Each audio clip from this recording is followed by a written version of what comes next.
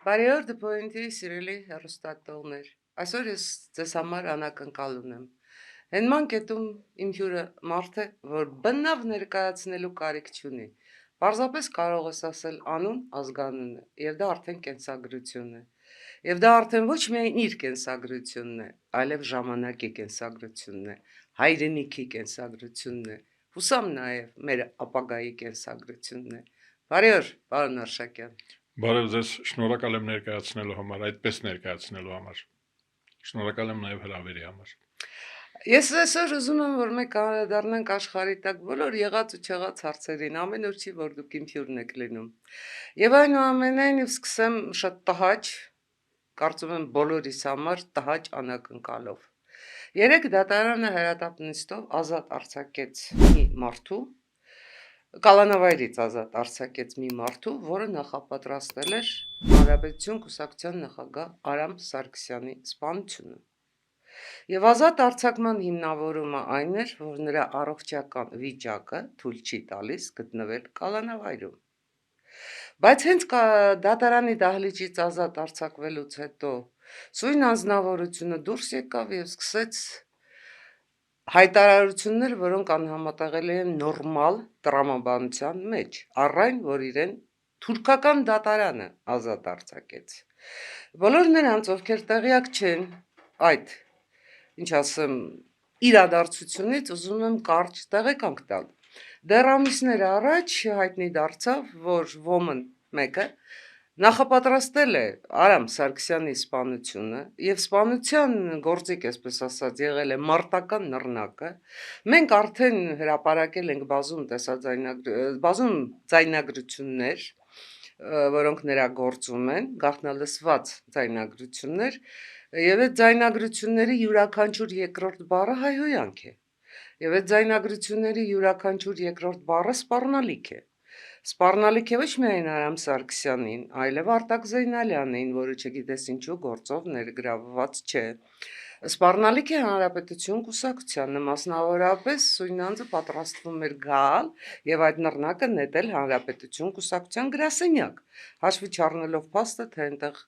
բացի Արամ Սարգսյանից ովքեր կարող են լինել, բացի Արամ Սարգսյանից կարող են լինել քաղաքացիներ, որ մշտապես լինում են, ու վերջապես մեր գրասենյակը բնակելի շենքի առաջին հարկում է։ Ես չասեմ, թե մարտական նռնակ նետելու հետևանքով այդ շենքի հետ ինչ կկատարվի։ Ես մարդկային գնահատական չեմ ուզում տալ, բացարձակապես չեմ ուզում, որտեղ այստեղ մարդկային գնահատական տալու չգիտեմ, անհրաժեշտություն չկա։ Ես ուզում եմ, որ դուք տաք իրավական գնահատականը։ Արդյոք մեր իրավապահ համակարգը այնքան թույլ է, որ դատաբժշկական փորձաքննության եզրակացությամբ, որը իմ կարծիքով, իմ սուբյեկտիվ կարծիքով խիստ կասկածելի է, ու ես կարծում եմ, որ դա միայն իմ սուբյեկտիվ կարծիքը չի, որ շատ մարդիկ են տեսնելով նրա առույգ առողջ տեսքը եւ լսելով նրա, այսպես ասած, հոխորտանքը ընդունեն, որ դա տերմալ փուլում գտնվող մարդ է։ Իսկ տերմալ փուլը, հիշեցնեմ նաեւ բոլոր ունկնդիրներին, այն փուլն է, որ հնարավոր չի այդ փուլում գտնվել, դիալիզ չստանալ եւ ազոտը բարձրանալու հետևանքով չխեղդվել, մեղմ ասած։ Բայց այդպիսի մարդը հայտնվում է հասարակության մեջ։ Այդպիսի մարդը հայտնվում է հասարակության մեջ, թեպետ շարունակում է վտանգ ներկայացնել ոչ միայն կոնկրետ Արամ Սարգսյանի անձի նկատմամբ, այլև մեր բոլորի նկատմամբ։ Եվ վերջապես այստեղ մնում է երկրորդ հարցը։ Ակնհայտ է, չէ, որ նման, ինչ ասեմ, սպանության նախապատրաստումը չէր կարող կազմակերպիչներ չունենալ։ Եվ ոչ թե նրա փաստաբանը, այլ կազմակերպիչները հասան նրա ազատ արձակմանը։ Սա մեկ, եւ երկրորդ հարցը երկրորդ կողմը։ Արդյոք այդ կազմակերպիչները չեն շարունակելու կատարող որոնել, կատարող 1, կատարող 2, կատարող 3, կատարող 4։ Մենք հենց այդ ընթացքով հասանք հոկտեմբերի 27-ին։ Պարոն Արշակյան, հարցս թե բարդ է եւ շատ պարզ, արդյոք կույր են Ֆեմիդայի աչքերը։ Մենք քանի որ դուք ուզում եք որ ես իրավական գնահատական տամ, ես կարող եմ քաղաքացիական գնահատական տալ։ Ուրեմն մեր առողջապահական համակարգը այնպեսին պետք է լինի, որ անազատության մեջ գտնվող մարդը նույնպես իրավունք ունի եւ պարտավորենք ապահովել նրա համար անհրաժեշտ բավարար բուժօգնություն։ Եթե մարդը վտանգավոր է ու նրան չեն ուղարկում մորգ, եթե մարդը վտանգավոր է, Որևէ մեկը չի առաջարկում նրան բաց են մորգ թողնում, ուղարկել։ մարդին այդպես է կարգը։ Մարդը եթե մահացու հիվանդ է, նրան ուղղակի պետությունը թաղման արարողությունը ինքը չի ուզում անի, ծախսը ինքը չի ուզում անի, տալիս է ընտանիքին, ասում է տարեք թաղեք ձեր մեռելին։ Եթե այդպես չի, ուրեմն մեր առողջապահական համակարգը, ես ասում եմ այդ կալանավայրում նա պետք է ստանա անհրաժեշտ եւ բավարար որակի։ Ես ձեզ տեղեկացնեմ, որ կալանավայրում նա բազմիցս եղել է տարբեր հիվանդանոցներում եւ կալանավայրում այդ բուժօգնությունը ստացել է։ Պարզապես կալանավայրից տեղեկացրել նա դիալիզի անհրաժեշտություն չունի։ Չէ, տեսեք, մենք դիագնոզի մեջ չխորանանք դրա մեջ, մարդը անառողջ է։ Կալանավայրում նա պետք է ստանա անհրաժեշտ եւ բավարար բուժօգնություն, որովհետեւ նրան բաց թողնել նշանակում է ներել, նա վտանգավոր է, այսինքն դատավճիռը դեռ չկա, բայց մարդին արդեն ներել են, ինչ եք, եթե վտանգավոր է, մանավանդ այդպիսի բանում կասկածվող։ Եվ Նայիրի Հունանյան փառաբանող։ Հա, չէ, այստեղ կարող է պետք է մենք նաև զուգահեռը տանենք, այսինքն Քենեդիների ընտանիքի ճակատագիրը մեզ դաս չի։ Մենք ինչ ուզում ենք Քենեդիների ընտանիքի կողք ավելացնենք Սարգսյանների ընտանիք։ Դա ինչ է նշանակում։ Այս Սարգսյանների ընտանիքը պետք է հատուկ պաշտպանված լինի, որովհետև նախադեպը կա ու քաղաքական դրդապատճառով ընտանիքի նկատմամբ կատարվում է հատուկ տեսակի հալածանք։ Արամ Սարգսյանը սովորական քաղաքացի չի, նա ունի հատուկ քաղաքական ծրագիր, հատուկ քաղաքական նկարագիր եւ հատուկ ծագում։ Սարգսյան ազգանունը արդեն վտանգավոր է, Վազգեն Սարգսյանի եղբայր լինելը արդեն վտանգավոր է։ Ուրեմն պետք է պաշտպանված լինի Վազգեն Սարգսյանը, Արամ Սարգսյանը։ Այսինքն ինչ է նշանակում, սպասենք մինչև, չէ, ես կարծում եմ, որ երկու բան, առաջինը ապահովեք մեր անվտանգությունը, ես որպես քաղաքացի, Հայաստանի Հանրապետության քաղաքացի, ասում եմ, ապահովեք քաղաքացու անվտանգությունը, ինձ մի սպառնացեք, ես չպետք է զգուշանամ, ես չպետք է, նաև իմ ընկերը, իմ համաքաղաքացի Արամ Սարգսյանը չպետք է զգուշանա, ինչի պետք է դուրս գամ քաղաքում զբոսնեմ, որտեղ ուզում եմ գնամ, երբ ուզում եմ գնամ, բայց եթե մեկը արդեն հայտարարել է, եւ իր պահվածքով, ես էլ եմ լսել այդ ձայնագրությունները, իր պահվածքով ահաբեկի չէ, կամ բուժեք, նաև ուրիշ հարց կա, գուցե մի ուրիշ բուժ ստուգում էլ պետք է անցնի, առավել ևս, եթե այդպիսի վտանգել կա, որ նա ինքը չի կառավարում իրեն, այդպիսի բաներ կա, գուցե մարդը չի հասկանում ինչ է ասում, չի հասկանում ինչ է անում, չի հասկանում ինքը ինչ կարգավիճակ ունի, ուրեմն բուժեք, տեղավորեք, ապահովեք, իր անվտանգությունն էլ ապահովեք, բայց իր անվտանգությունն էլ պետք է ապահովեք, եթե այդպիսի հայտարարություն մենք բոլորս պոտենցիալ թիրախ ենք այդ մարդի համար, հիմա ես գտնվում եմ Վազգեն Սարգսյանի եղբոր Արամ Սարգսյանի գրասենյակում, հիմա դուրս գալուց կամ ներս ապահովված է իմ անվտանգությունը, թե չէ։ Երեկվանից ոչ։ Փաստորեն, որ դուրս գամ մարդը ինձ դիմավորի նռնակը ձեռքին, կամ ինչ-որ մի բան, կամ կատաղի վարքագիծ դրսևորի, ինչ եմ անելու, պետք է ինքնապաշտպանության դիմեմ, չէ ես։ Ինչ եք ուզում, բա ինչ եք ինձ դրդում։ Ես էլ դրա համար եմ արցնում, արդյոք կույր եմ Ֆեմիդայի աչքերը։ Այո, ինքնապաշտպանության խնդիր է առաջանում, ես նախորդ գիտեմ, որ մարդը ագրեսիվ է, ագրեսիվ վարքագիծ ունի, հանդիպեցի ինչ անեմ ես, սպասեմ, որ նռնակը գցի, սպասեմ, որ կրակի, ինչ պետք է անեմ, այդ տեսեք ինչ է, դա էլ է վտանգ, ինչ անի հիմա Արամ Սարգսյանը, ինչ պետք է անի, տնից դուրս չգա, թիկնապահովման գա, քաղաքական ակտիվ գործիչը Ճանաչելով Արամ Սարգսյանին, ես վստահ եմ, որ նման դույզնիչ կասկածի տեղի Արամ Սարգսյանը ձեզ ինձ որևէ մեկին տալ չի կարող, Արամ Սարգսյանը Փառք Աստծո շարունակում է իր թե քաղաքական գործունեությունը, թե կուսակցական աշխատանքը։ Խնդիրը դա չէ, գիտեք, խնդիրը նա է, որ ստացվում է պատկեր, որ մարդը այս երկրում իրոք միանգամայն ես այդ համաձայն եմ, որ մարդը այս երկրում կարող է անպաշտպան լինել։ մենք հիմա դրա մասին ենք Այո, ես ձեզ հետ լիովին համաձայն եմ, ես շարունակում եմ ձեր միտքը։ Եվ այստեղ բոլոր իրավական փաստաթղթերի համաձայն իրավապահ համակարգը այստեղ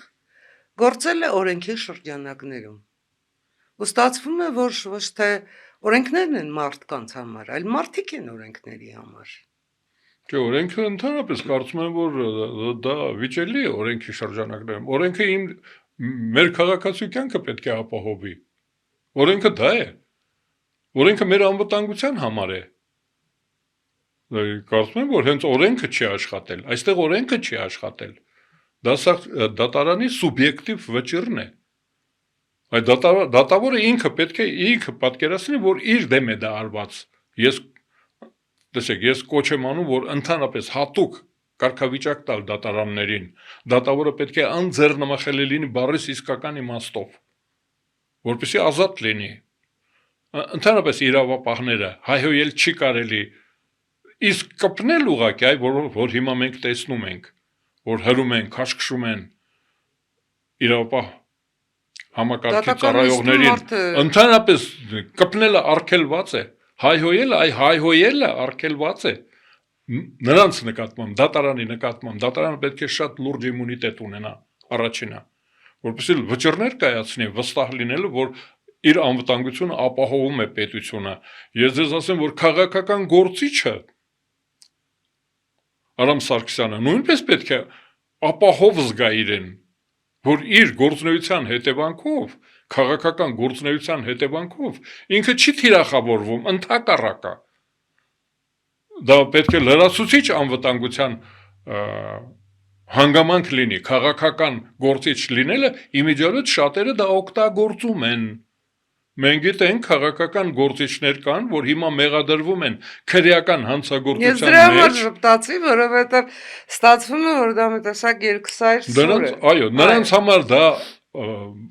զրահաբաճկոն է։ Բոլոր նրանք, ովքեր ունեն որոշակի տեսակի հանցատեսակներ,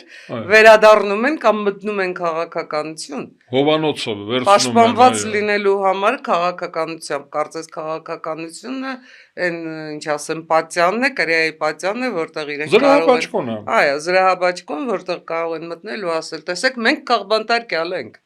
Այո, մենք հալածյալ ենք։ Այո։ Քաղաքական հալածյալ ենք։ Քաղաքական հայացքների համար։ Հալածյալ ենք։ Ոչինչ որ մենք կաշառակեր ենք, ոչինչ որ մենք թալանչի ենք, ոչինչ որ մենք ահաբեկիչ ենք, միևնույն է, մենք քաղբանտարկյալ ենք։ Մեր հրամաններով մարդիկ են զոհվել։ Մարտի մեկը իրան չի եղել։ Հրամաններ են տրվել, պատասխանատուներ կան։ Պատասխանատվության կանչեք։ Ես կարծում եմ, որ օրենքը խախտվել է։ Օրենքի խախտում կա։ Օրենքը պետք է ապահոver այդ մարդու անվտանգությունը։ Ես ասեմ, այդ մարդը կասկածյալի։ Այո։ Անվտանգությունը նույնպես ապահովեք։ Ասում եմ, իմ վրա որ հարձակվի, ես ինչ եմ անելու։ Դուրս չգամ ստուդիայից։ Չէ։ Ինչ է, բա որ սպասում է դրան մոտ։ Ով է ապահովում։ Նա հիմա դրան մոտ է, թե չէ։ Դատարանը ինչ է կարծում։ Կարող է դրան մոտ հիմա այս հաղորդումը նայելուց հետո կարող է գա մեր դրան մոտ ինձ սպասի, ես ինչ եմ անելու։ Դատարանը ինձ ինչ լիազորություններ է տալիս, ես չեմ ուզում ոչինչ անել։ Ես ուզում եմ, որ դուրս գամ ու գնամ, ինչով ուզում եմ զբաղվեմ, երբ ուզում եմ։ Ազատ, հանգիստ։ Ուրեմն ես կարծում եմ, որ օրենքը այստեղ խախտվել է։ Հուսամ դատականության շարունակությունը համենայն դեպս կընթանա օրենքի ոչ խախտումներով։ Գիտեք, ես ուզում եի հարցնել, միանշանակ վստահ եմ, որ դուք իհարկե դա նկատել եք, բայց ուզում եի ձեր տեսակետը հարցնել, ինչու է այդպես։ Մեր քաղաքական կյանքի անբաժանելի մասը դարձել են որոշակի թվով մարդկանց հայտարարությունները անընդհատ ժողովրդի անունից, Ժողովրդի։ Ինչ ասում են, խոսում են ժողովրդի անունից։ Այո։ Իմ գնահատականով դա այն դեպքն է, երբ իրենք չունեն իրենց անունը, դուք կարող եք ասել ես եմ, վերջ, Ազատ Արշակյան, այստեղ արդեն Ես իմ պետք չի կարծիքն բացատրել, թե դուք ով եք, ինչի համար եւ ինչու, երբ այդ ասացիք կամ չասացիք։ Բայց նրանք, որ չունեն իրենց անունը, գերադասում են հանդես գալ ժողովրդի անունից, թեպետ ժողովուրդը որևէ մեկին չի արտոնել իր անունից հանդես գալ։ Սա մեկ բնորոշքից, եւ երկրորդ բնորոշքիցը դարձել են անբաժան դատավարությունները։ Միայն մեր կուսակցության անդամների նկատմամբ Սարգիս Մատկերը չի հերիքի հաշվել, թե քանի դատ է հարուցված։ Այո։ Իդեպ Նպատակը իմ դեմ էլ կա դատ հարուցված։ Ես ձեզ Սամվել շնորհավորում Կարապետյան, այո։ Ես ձեզ շնորհավորում եմ։ Մեզ դատի է տվել թե Բագրատ arczepiskopos Գալստանյանը, որը հայտարարեց, որ ինքը հանգուցյալ է, բայց հանգուցյալ լինելով հանդերձ շարունակում է դատի տալ ինչ-որ իրեն դուրս չեկող մարդկանց, տարբեր մարդիկ են դատի տվել, հիմա գովազ չանեմ նրանց։ Ինչու են այդ դատավարությունները խառնվել քաղաքական կյանքին։ Ես կարծում եմ, որ դա Հայաստանի Հանրապետության, ինքնիշխան Հայաստանի Հանրապետության դեմ մղվող հիբրիդային պատերազմի մաս է, որովհետև փորձում են լռեցնել այն մարդկանց, որոնք ժողովրդի անունից չեն խոսում, բայց խոսում են ժողովրդի համար, բայց խոսում են ժողովրդի մասին, եւ ուզում են ժողովրդի վիճակը փոխվի, եւ ուզում են ժողովրդավարություն հաստատվի, ոչ թե Հայաստանի Հանրապետությունը դատի տվողների հետ փաղանգում գտնվողների թեթև ձեռքով աստիճանաբար գուբերնացվի։ Դա քաղաքական պայքարի ձև է, բայց արդյոք դա քաղաքական պայքարի արդյունավետ ձև է։ Ասեմ ինչու ես այդ արդյունավետությունը խիստ կասկածի եմ ենթարկում։ Նախ մենք չենք լռում, դա միանշանակ է, որ մենք չենք լռում։ Երկրորդ, շատ մեծ հարց է, արդյոք նրանք դատերը շահելու են եւ արդյոք մեր հաշվին համալրելու են իրենց ոչ այնքան սուղ դրամապանակները։ Բայց խնդիրը նաեւ կուսակցականներին, կուսակցություններին, դատական քաշքշուկների մեջ ներգրավելը, նրանցից ժամանակ խլելը, այն քաղաքական ժամանակը, որ մենք կհատկացնեինք մեր քաղաքական գործունեությանը, մենք հարկադրված հատկացնում ենք դատական նիստերին։ Ելք կա այս իրավիճակի։ Իհարկե կա։ Փաստորեն Հայաստանի Հանրապետության արդարադատության համակարգը հարձակվել է Հայաստանի Հանրապետության վրա։ Անկախացող ազատագրվող ժողովրդավարական հանրապետության վրա հարձակվել է նաև Հայաստանի Հանրապետության իրավադատական համակարգը։ Դուք տեսնում եք ովքեր են ցանկը կազմեք, ովքեր են դատարան ներկայանում, ում դեմ են դատերը։ Հատուկ է դա, հատուկ ջրբաժան կա։ Ու գուբերնատականները, այսինքն ճորտատիրության կողմնակիցները, բռնապետության կողմնակիցները, անազատության կողմնակիցները, քանի որ ունեն ահռելի ռեսուրսներ, եւ իրենք ունեն, եւ դրսից ստանում են, դրսից, այսինքն մեզ ոչ բարեկամ երկրները ֆինանսավորում են, տեխնիկական աջակցություն են ցույց տալիս, այսինքն ինչ որ Ռոտերդամներ, Ամստերդամներ, չգիտեմ, որտեղ Նյու Յորքում, Վաշինգտոնում, Հալեպում, պատկերացնում եք, հարձակվել են Հայաստանի վրա, եւ հետաքրքիր է, որ մեր արդարադատության համակարգը աջակցում է նրանց։ Բայց այս պարագայում արդարադատության համակարգը ինչ պիտի անի։ Ինչ պիտի անի։ Ոնց կարող է ընդունել այդ դատարանը ոնց է ընդունում դա։ Ըստ խոսափողը ոչինչ, չէ՞։ Ոչինչ շարունակեք։ Ցավոտ հարց է դա։ Հայաստանի Հանրապետությունում հայրենասիրության համար մարդկանց դատում են այսօր։ Դա է տարօրինակ։ Ես կարծում եմ, մինչև վերջերս, ես ասում եմ, որ առաջի դեպքն է, երբ որ հայկական պետության, հայկական մարզում, հայկական գուբերնիայում, այս սովետական, սոցիալիստական Հայաստանում միշտ դատել են հայրենասիրության համար, անկախության համար, ազատության համար, դրա համար էին դատում, լավն ես ուրեմն տեղ չունես, Խաչատուր Աբովյանես ուրեմ կզոհվես, Եղիշե Չարենցես ուրեմ պետք է զոհվես։ Սպանենք միանշանակ։ Մաքրում էին հատուկ զտիչ ունեին, զտիչով հայտնաբերում էին ազգային նկարագիր ունեցող մարդկանց եւ ոչնչացնում էին։ Ես մտածում եմ, որ ահա, հիմա փոխվեց։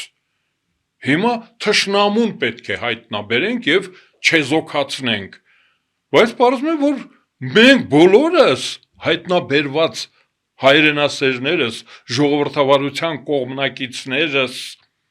ազատության կողմնակիցներս թիրախավորված ենք հայկական պետության արդարադատության համակարգի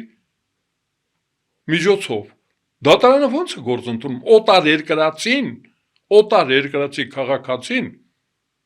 որը կոչ է անում լիկվիդացնել հայկական պետությունը, լիկվիդացնել հայկական պետությունը մտցնել այլ պետության տակ։ Տեսեք, մենք բոլոր դեպքերում ժողովրդավարական երկիր ենք, ես չեմ կարծում, որ դատական հայցեր չընդունելը նախ իրավականորեն արդարացված կլինի եւ երկրորդը ես ակամա հայտնվում եմ մեր դատարանների թերևս պաշտպանի դերում, բայց խնդիրը թերևս այլ է։ Խնդիրը այստեղ ոչ այնքան իրավական այս հարթության մեջ, խնդիրը ոչ այնքան իրավապահներն են կամ դատական համակարգն է։ Խնդիրը այն է, որ մեր պետությունը պաշտպանված չի հիբրիդային պատերազմից։ Տեսեք, քանի տարի մենք շատերս համենայն դեպս խոսում ենք այդ հիբրիդային հարձակումներից։ Արդեն պետության առաջին դեմքերն են Նիկոլ Փաշինյան, Արարատ Միրզոյան, Ալեն Սիմոնյան, կարող եմ թվարկումը շարունակել։ Արդեն նրանք են խոսում, որ մեր դեմ վարվում է հիբրիդային պատերազմ։ Լավ, հետո մենք ինչ պիտի անենք, մենք անվերջ պիտի ասենք, այս նույն բանը եղել է Մոլդովայում, այս նույն բանը Վրաստանում, այս նույն բանը Ուկրաինայում, մեր հայտնի երկիրը, հայտնի իր դաշնակիցների հետ շատ հայտնի նպատակներով մեր դեմ վարում է հիբրիդային պատերազմ, թուլանանք ու աճիկ ստանանք դրանից, թե հասկանանք, որ դա մի պատերազմ է, որտեղ նախահարձակ լինողն է հաղթում, եւ բացարձակապես մենք չպետք է լինենք պաշտպանվողի դերում, մենք պետք է լինենք հարձակվողի դերում, իսկ դրա համար շատ պարզ, նույնիսկ տարրական, իբրև լրագրող ես ամաչվում եմ նույնիսկ ասել, թե ինչքան տարրական մեթոդներ կան, այ հենց հիմա, ոչ թե հայկական, անգամ ոչ ռուսական, որտեղ այնտեղ Z լրատվությունն այնքան զարգացած է, Z քարոզչությունը ամբողջ Ռուսաստանի ժողովրդին մատնել է, ինչ ասեմ, մանկուրտության ինչ-որ մակարդակի։ Ես կարծում եմ, որ հիմա համաշխարհային մամուլը, եվրոպական մամուլը, ամերիկյան մամուլը պետք է հեղեղված լիներ մեր թշնամիների, մեր հակառակորդների, անգամ նրանց, որոնց հետ մենք գնում ենք խաղաղության համաձայնագրի նախաստորագրման, բայց որոնք շարունակում են հիբրիդային պատերազմը Հայաստանի դեմ, այն նրանց իրական պատմության վերհանմամբ։ Երբ կար Հայաստան, ցարական Ռուսաստան գոյություն չուներ, Ռուսաստան ընդհանրապես գոյություն չուներ, երբ արդեն կար Հայաստան։ Ծրագիր չկար, այդպիսի պետության ծրագիր չկար։ Այո, եւ մենք այդ ամեն ինչը գիտենք, ու մենք համարում ենք, որ մենք գիտենք, աշխարհում բոլորը գիտեն։ Այս մտայնությունը պետք է մեր միջից վերացնենք։ Էլ եմ կրկնում, թե եվրոպական, թե ամերիկյան մամուլը հիմա պետք է հեղեղված լիներ այդ պատմության մասին, հոդվածներով, հրապարակումներով, գրքերով։ Ով է, իրենց ինչ է ներկայացնում, ինչ որ Իլհամ Հեյդարովիչ Ալիև, որ վեր կենա, Ադրբեջանի գիտությունների ազգային ակադեմիայից սկսած չգիտեմ էլ որ անկյունում, անընդհատ բարբաջի արևմտյան Ադրբեջանի մասին։ Ինչու՞։ Արդյոք դա այն պատճառով չի, որ մենք ենք թույլ տալիս։ Արդյոք դա այն պատճառով չի, որ մենք համարում ենք մեր ազգային սնապարծությունն է այստեղ մեր դեմ դուրս գալիս, որովհետև մենք համարում ենք, որ մենք հայ ենք, մենք համաշխարհային ազգ ենք, 301 թվականին ընդունել ենք քրիստոնեությունը, Այբուբենը, Մեսրոպ Մաշտոցը, Գրիգոր Նարեկացին, Գրիգոր Լուսավորիչը ու վերջ, Բոլորը պիտի մեր առաջ ծնրադրեն, բոլորը պիտի ասեն մեզ, իսկ մենք կգնանք տուն հանգիստ, կնստենք ու կասենք, մեր դեմ վարվում է հիբրիդային պատերազմ։ Որն է այստեղ մեր անելիքը։ Օրակարգը պետք է փոխվի։ Այսօրվա մեր օրակարգը ձեր ասածը պետք է լինի, այսինքն մենք պետք է այդ մեր դափնիները, որ ստացել ենք մեր նախնիներից, մեր ժառանգությունը, որ ստացել ենք, դա պետք է հիմա մենք պաշտպանենք։ Մենք պետք է մեզ հայտարարենք, մենք պետք է տեր կանգնենք մեր ունեցածին։ Պատկերացնում եք, այսինքն մենք հիմա ընկած ենք քրյա օլիգարխիկ համակարգի օրակարգի մեջ։ Այ մենք դա ենք քննարկում, որ մեզ ներքաշել են մի օրակարգի մեջ, որը որ մեր ազգային շահերից չի բխում։ Ընդհանրապես ինչ է նշանակում, որ կարող է խոսքի ազատությունը սահմանափակվել, այդպիսի հայցադիմում կա։ Հայցադիմում կա, որ պահանջում է, Սամվել Կարապետյանը պահանջում է, որ ինձ զրկեն խոսքի իրավունքից։ Ես ձեզ ասեմ, որ 3 կետից է եղել, կոնկրետ ես կարող եմ ասել, 3 կետից է, առաջինը զրկել խոսքի իրավունքից, երկրորդը կալանքի վերցնել ունեցվածքից զրկել ժամանակավոր թեկուզ եւ 6000 ամսվա աշխատավարձը արգրավել հոգուց Սամվել Կարապետյանի։ Գիտեք, Սամվել Կարապետյանը Ղարաքիլիսա կոլխոզից գնաց Մոսկվա, հարստացավ, հետեկավ հիմա փողը դրել է մեր դեմ պայքարում է։ Այսինքն դատարանը ո՞նց է վերցրել, ո՞նց է մտածել, դատարավորը որ մտածել է, դա դիմում են ասում են Արշակյան Ազատը խոսելու իրավունք չունի։ Զրկեք, եթեր դուրս գալու իրավունքից զրկեք։ Այո։ Երկրորդը ունեցվածքը կալանքի վերցրեք, թոշակ այսինքն, իմ ունեցվածքը իմ թոշակն է, թոշակից զրկեք, տեսեք ինչ հայցադիմումով, դատավորը այդ երկուսը մերժել է, ասել է ոնց կլինի, դա չի լինի, բայց 6000 ամսվա թոշակս, ասում է տվեք Սամվելին, այդ կոլխոզից որ պարտկոմը գնացել է։ Գիտեք, երևի թե Սամվել Կարապետյանն արդեն գլխի է ընկել։ Չէ, նա իրավունք չունի այդպիսի հայցադիմումով դիմելու, օտարերկրացի է մեկ, երկրորդը դատարանը դա չպիտի ընդունի։ Ոնց ես գիտեք ասել եմ, որ կրկեսը չի աշխատում։ Եվ ընդհանրապես մեր խոսակցության թեման, ես ասել եմ, հեղափոխությունը Հայաստանի Հանրապետությունը պետք է այս երկրի, իմ երկրի թշնամիների ունեցվածքը պետականացնի, որտեղ դա զենք է։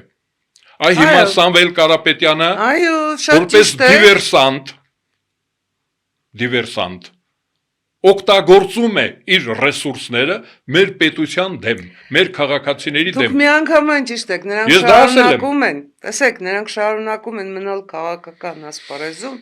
որովհետև խնդիր ունեն ոչ թե Հայաստան փրկել։ Չէ, փրկի դրանք մի ասեք, մի տիրաժի հետ նրանց ասածները չարժի։ Նրանք խնդիր ունեն երկիրը տանել, իրենց անձը եւ իրենց ունեցվածքը պաշտպանել։ Եվ քանի դեռ ֆինանսական միջոցներ ունեն, նրանք մնալու են քաղաքականության մեջ, միանգամայն ճիշտ։ Այ ես դա եմ ասում, միանգամայն ճիշտ է։ Կամ այդ լրատվամիջոցները, որ նրանք ունեն, բա ինչի՞ չեք փակում։ Բա Լենինը ձեզ չի սովորացրել։ Ռոբեսպիերը չի ասել ինչ պետք է արվի։ Տելեգրաֆը փակեք։ Հակապետական գործունեություն են ծավալել։ Ես ուզում եմ ձեզ մի ուրիշ կազուս բերել։ Չգիտեմ, տեսել եք թե չեք տեսել, բայց նախքան ձեզ հետ հանդիպելը լրահոսն էի թեշտում եւ հանդիպեցի, գիտեք, ում հետաքրքիր Նարեկ Կարապետյանին Բոստոն քաղաքում Ամերիկայի Միացյալ Նահանգների 2 նախագահների կենսագրությունը պատմելիս։ Ապշեցուցիչ էր։ Չեք կարծում, որ Նարեկ Կարապետյանը Բոստոն գնա, Ամերիկայի Միացյալ Նահանգներ գնա, Տակեր Կարլսոնը նրա հետ հարցազրույց անի, գնա Փարիզ, գնա Բրյուսել, գնա Լոնդոն, ուր ուզում է գնա։ Միևնույն է, ոչինչ դրանից չի փոխվելու։ Հայաստանի Հանրապետության քաղաքացին արդեն այնքան է հասունացած իբրև մտածող մարդ, որ այդ արևմտաեվրոպական Ամերիկայի եվրոպական իմիջը բառեր եմ փնտրում, որ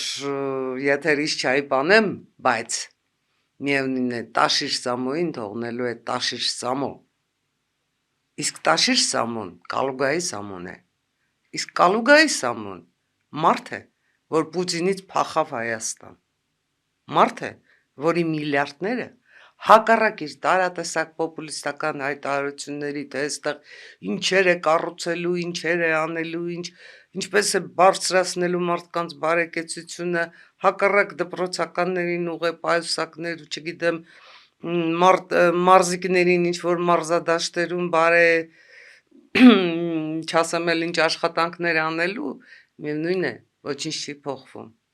Նա ռուսահապատակ է եւ ռուսահապատակության է տանելու երկիրը։ Դա է ամբողջ խնդիրը։ Պարզապես արգահատելի է գնալ եվրոպական ամերիկյան քաղաքներ ու այնտեղից ուղերձներ հղել ու փորձել ներկայանալ ոչ ռուսահապատակ։ Ծիծաղելի է։ Ինչ ծիծաղելի չէ, դա վտանգավոր բան է։ Դա վտանգավոր է։ Այդ Կարծում եք ինչ որ մեկին կարող է համոզել։ Ոնց իհարկե կարող է համոզել։ Չի համոզում է, առնում են։ Մարդիկ կան, որ պատրաստ են իրեն ձայնը ծախում են։ Միայն ձայնը չէ։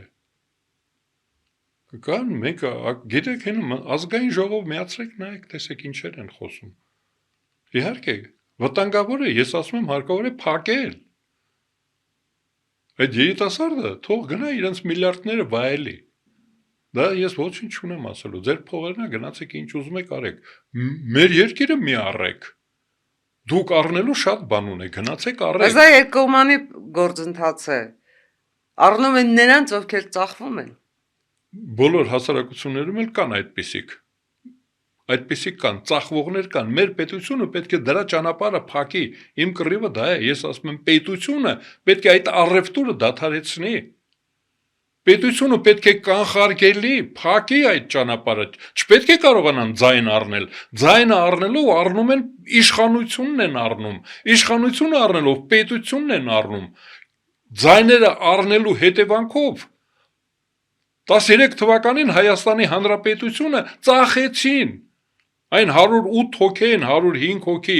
հանրապետական կուսակցության ինքը եւ իր դաշնակիցները, որ մտան Եվրազիական միություն, այդ փողով առել էին, նրանք իրանց ձայնը ծախեցին, պետությունը ծախեցին։ Ես ասում եմ, մեզ չպետք է թվա, թե գիտես ինչ, ոչ բարձր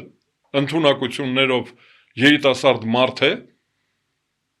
խարիզմա չունի եւ այլը վտանգավոր չելի թող խոսի, չէ, պետք է փակել, ճանապարհը պետք է փակվի, չպետք է կարողանան այստեղ քաղաքական դերակատարություն ունենալ Հայաստանում, դրա մասին է խոսքը, չեմ ասում նրան բանտ ուղարկենք, նա չի կարող քաղաքականությունով զբաղվել, հոգևորականը, այդ հոգևորականը, որը կոչ էր անում, բեկչություն կազմակերպել Հայաստանում, տեսեք,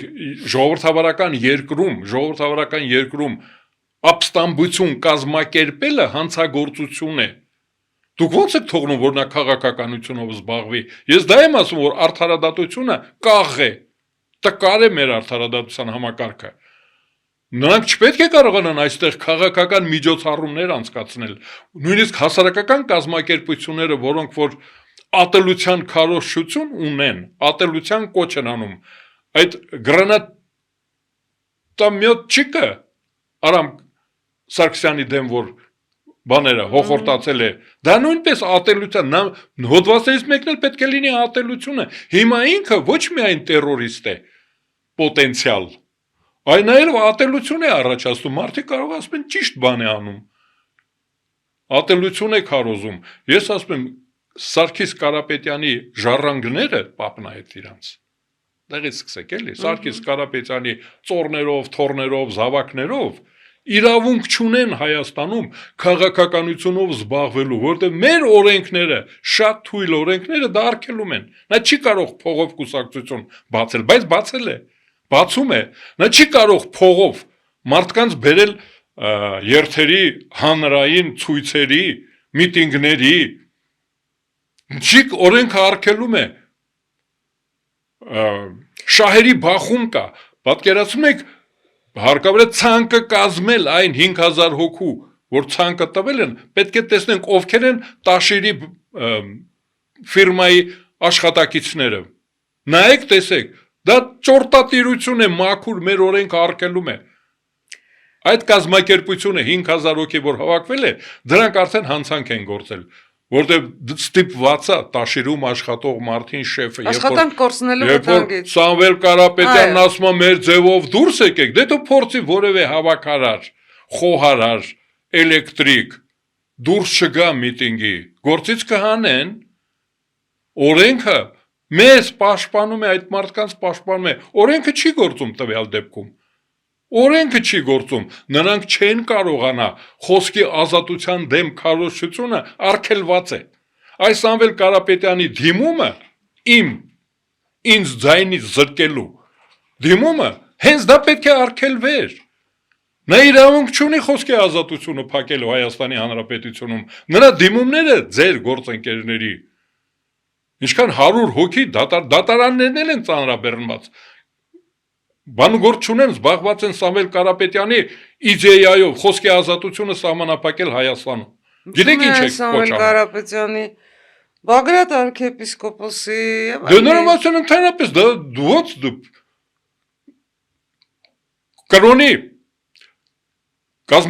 կրոնական կազմակերպությունների մասին օրենքը ունի կանոնադրություն,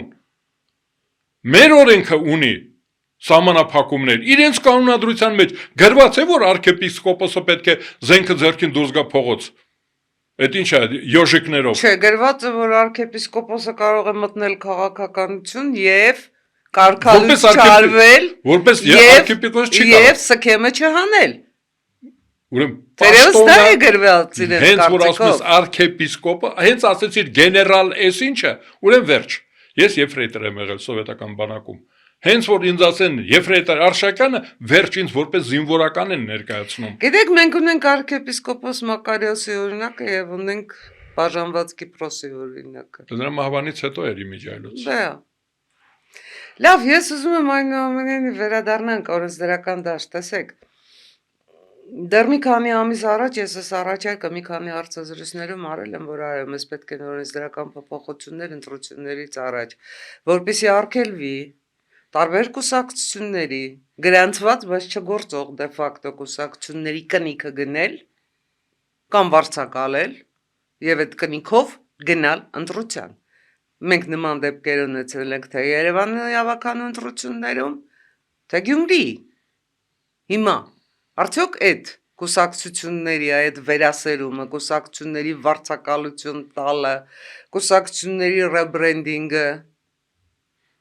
սեփական անունից հրաժարվելով,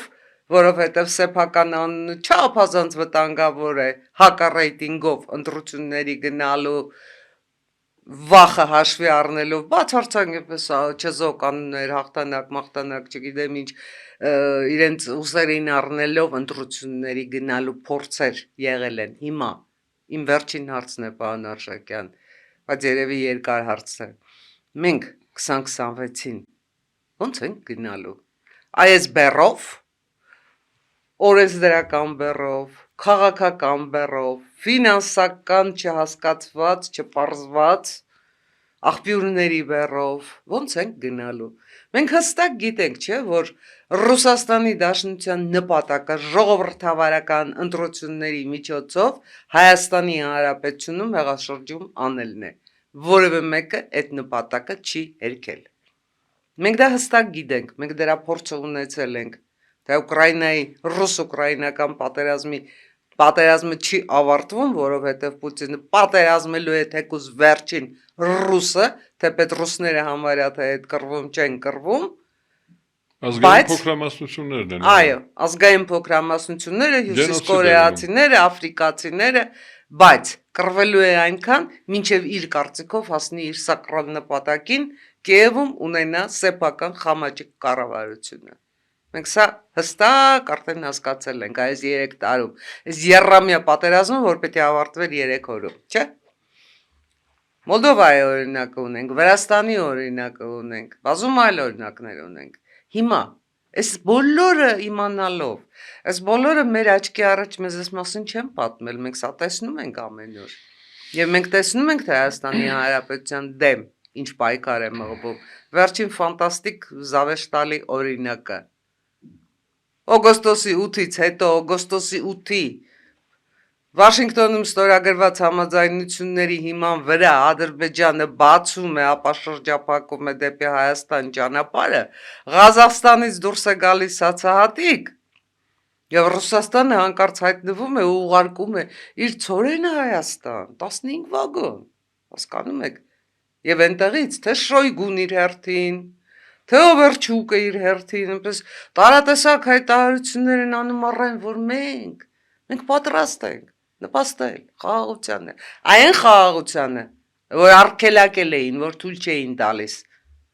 այն խաղաղությանը, որին զոհաբերեցին Արցախը համատեղ ուժերով,